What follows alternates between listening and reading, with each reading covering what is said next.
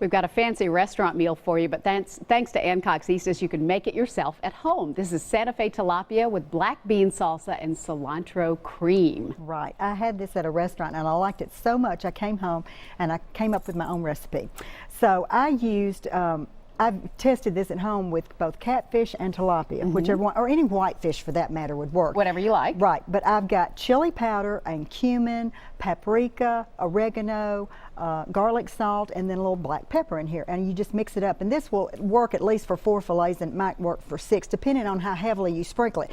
I'm just going to kind of lightly sprinkle it. You can go heavier. I've done it both ways.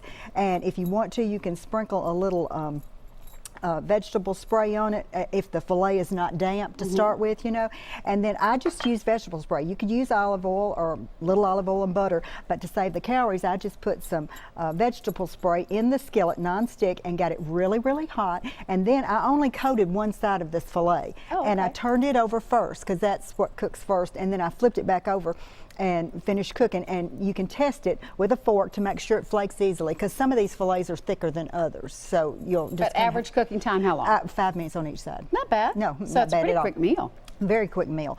And then what goes with it is a black bean corn salsa. And I want you to mix up the ingredients for that. And I've decided this also could be used as a dip with chips. Oh, wouldn't that be good? Yes. So it's got a 15-ounce can of black beans, which I rinsed and drained, a 15-ounce can of corn, whole kernel corn that I just drained. And then it's got a can of the diced tomatoes and green chilies. That's usually 15 ounces too, or 14.5, I'm not sure which. And then I did anywhere from a 1/4 to a 1/2 cup of, well, I think I did 2 tablespoons of chopped cilantro, and then a 1/4 to a 1/2 cup of chopped green onions right there.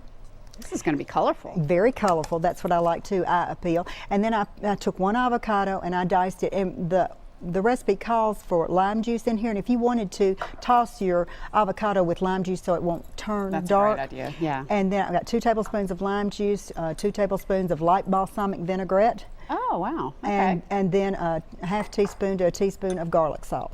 And then that's it, and you just toss it. And you know, the longer that it stays in the refrigerator before you serve it, the more flavor it will have. And you can set it out at room temperature before you serve it with your fish for say 5 or 10 minutes to kind of come to. This looks great. It is very tasty, and like I said, I think this would be just a great dip with chips. And then the final part of the recipe, this is a pretty involved recipe, was a cilantro cream. And all I did was I took light sour cream and mixed up 2 tablespoons of lime juice, which I squeezed some fresh limes. If you have the lime juice at home, that's okay too. And then I'm going to put 2 tablespoons of chopped fresh cilantro. I love the fragrance of cilantro. I do too.